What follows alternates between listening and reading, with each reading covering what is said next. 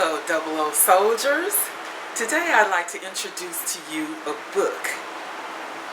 It's called Sessy's Journey by Shirley Sanders. And I'm not going to take up too much time. If you will allow me, I'm going to read the back flap and then just a little small excerpt from the book so that you can see why I think it's so wonderful.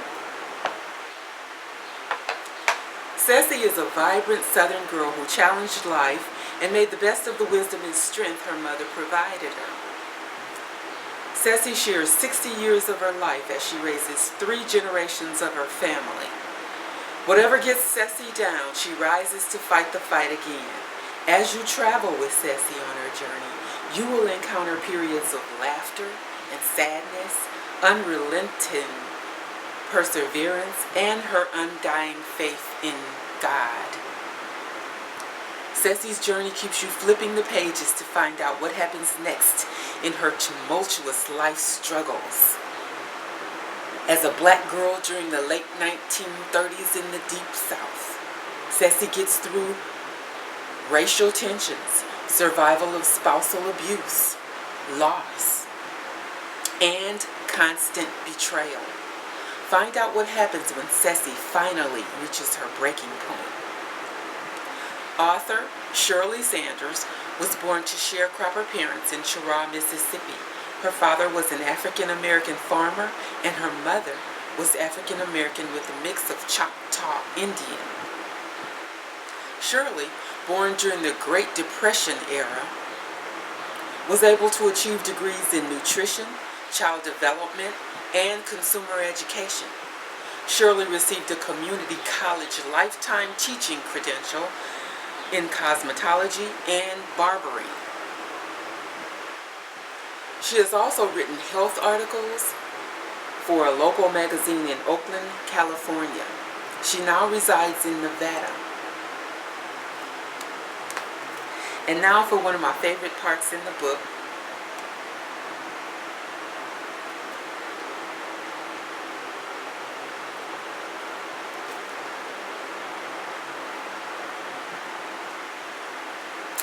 Okay, I have lost my page. Oh, here we go.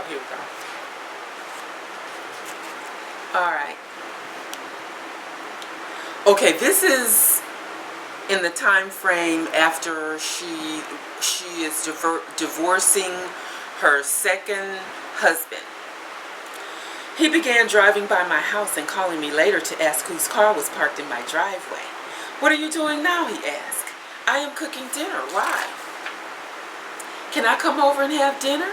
"Heck no, I have a guest for dinner." "I am coming by to see who you have over there. You are still my wife until the divorce is final," he said. "It's none of your business. Don't you come over here." My guest was the Shackley lady that supplied my vitamins, but I would not dare tell him. In order to put a stop to this, I decided to attend a singles dating dance for professionals. I put on my best outfit and drove to Pleasanton, about 20 miles away. It was at a high-class hotel and I felt safe.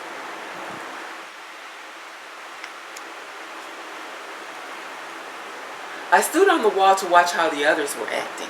I really wanted to dance, but no one asked me. I busied myself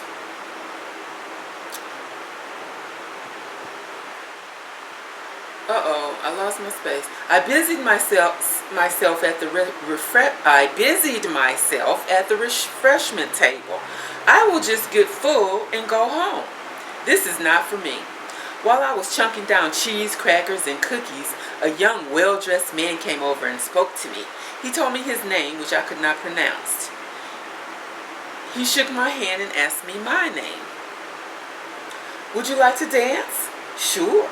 We went into action, but neither of us could dance. He was from Kenya, South Africa, and had not learned any American moves. It had been years since I had been to a dance, and my steps had turned to stomps.